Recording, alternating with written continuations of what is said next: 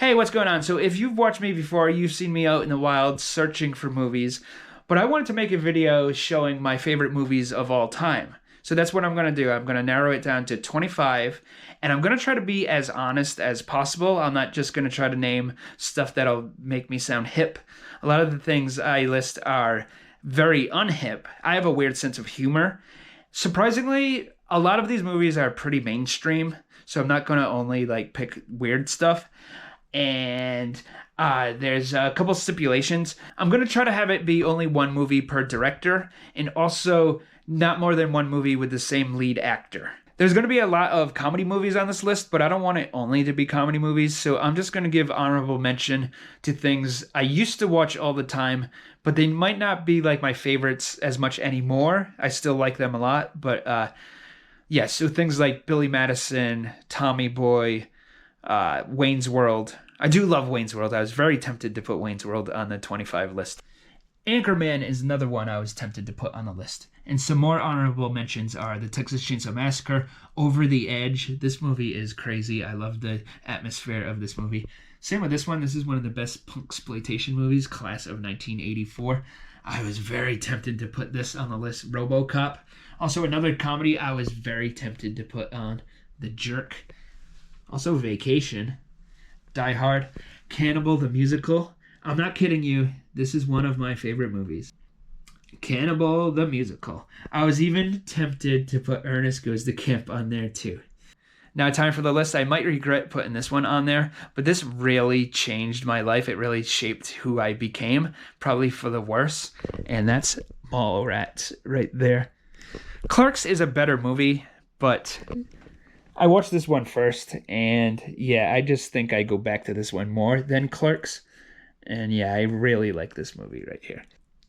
At the number 24 spot, my favorite period piece movie, Dazed and Confused. I could watch this over and over. I really like this one. Not much of a plot. You kind of just hang out with the characters, and that's why I like it. Number 23, I do have the DVD lying around somewhere. I couldn't seem to find it. Is Darren Aronofsky's The Wrestler. Oh my god, I love this movie. Mickey Rourke plays a wrestler who's past his prime and can't get over his glory days, and it basically is ruining his life. And it's such an awesome character study, and there's really good dialogue, and it's really sad, and it's almost like heartfelt too. Like, it makes you feel good, even though it's very sad at the same time. And yeah, I love The Wrestler. And number 22, No Country for Old Men. This movie is, as you see right there, an instant classic. One of the best villains ever. It's so well directed. Awesome action. It's great. Highly, highly recommend No Country for Old Men. I'm sure everyone watching this has already seen it. Number 21, maybe the best premise for any movie ever, is Dawn of the Dead.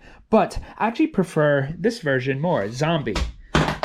This is the European cut, and is like 10 minutes shorter and has like more intense music by the band Goblin.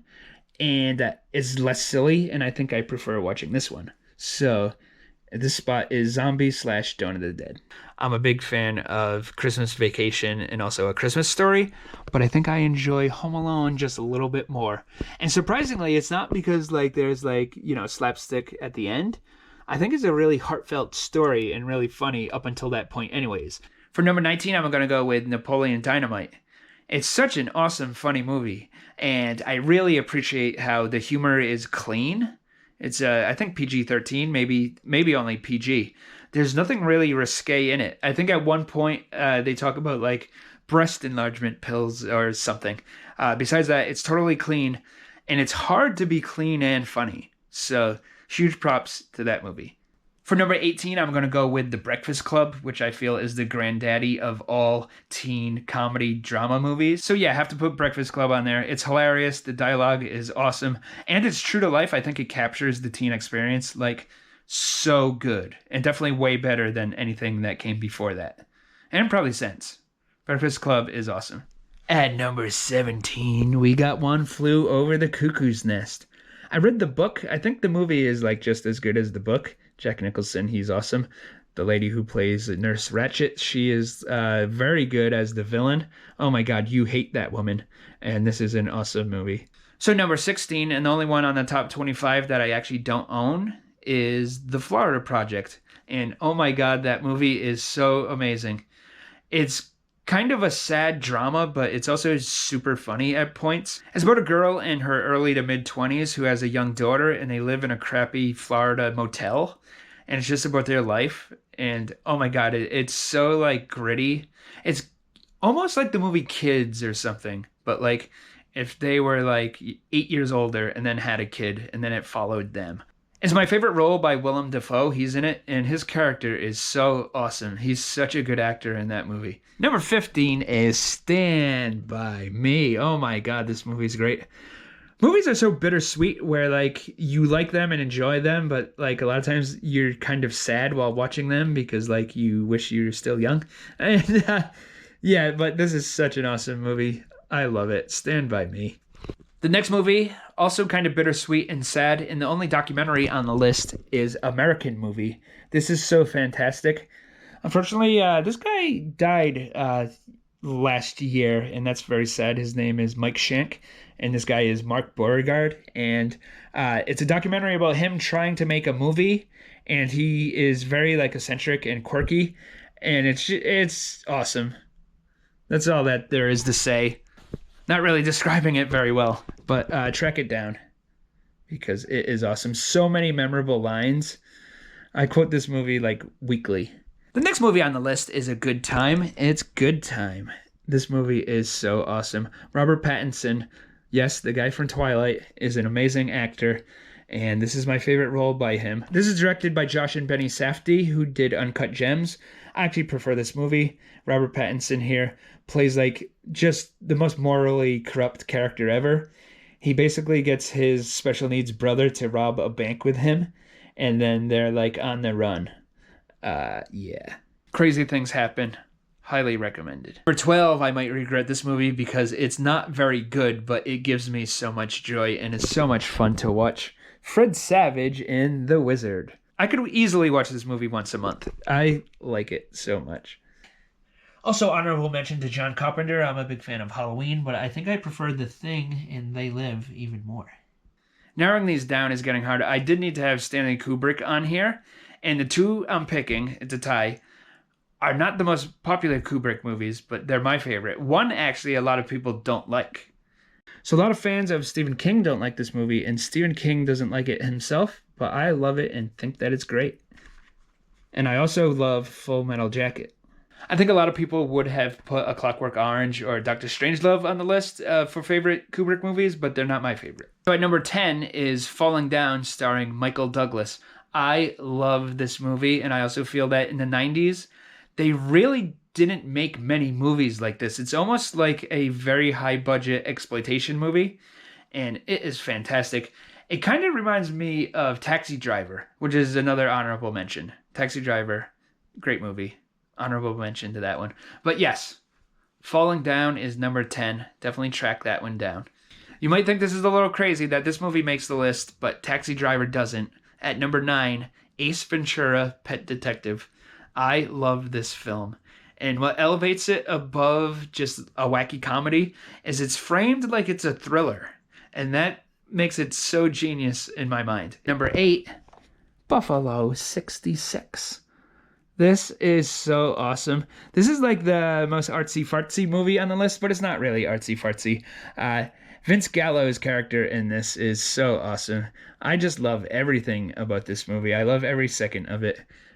Great, great film. Pretty simple but genius plot. Vince Gallo's character here is a big fan of the Buffalo Bills, so he makes a bet on the Buffalo Bills during the Super Bowl. And the Buffalo Bills, they stink as a team, so of course they lose.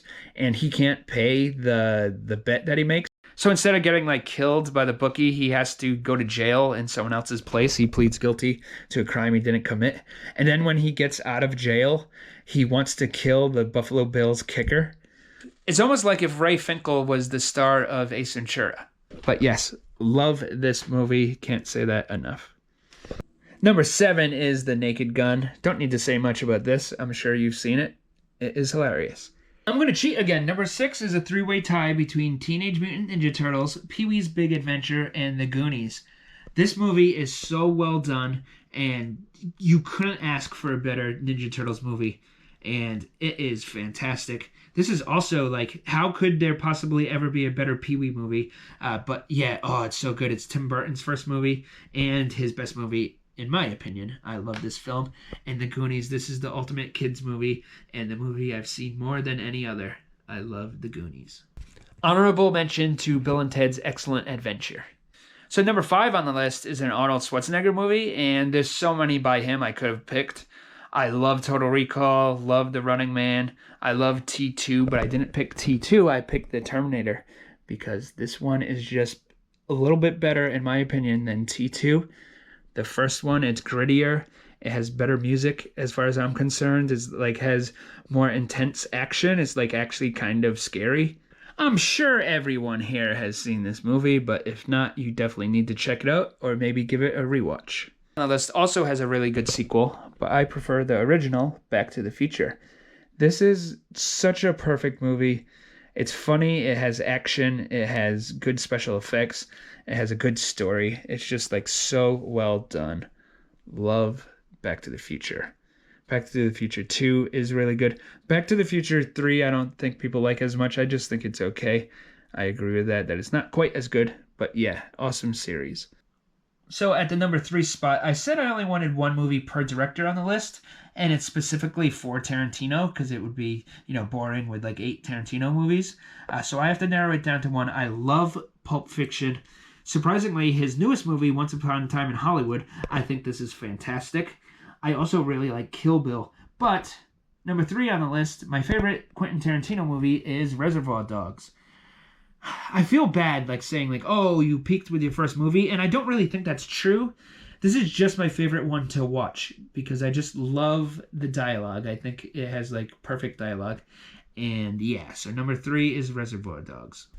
Time for number 2, baby. I did want this movie on the list, First Blood, but I said only one movie per lead actor. So number 2 spot goes to Rocky. I absolutely love this movie.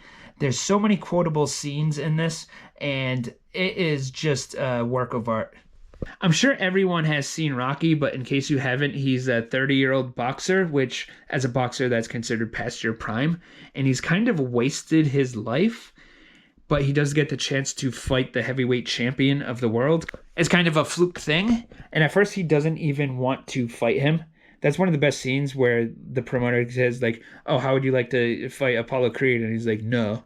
Or the scene where he's yelling at Mick and Mick calls him a bum. Oh my God, it's so emotional. I can't talk about this anymore or I'm going to start crying.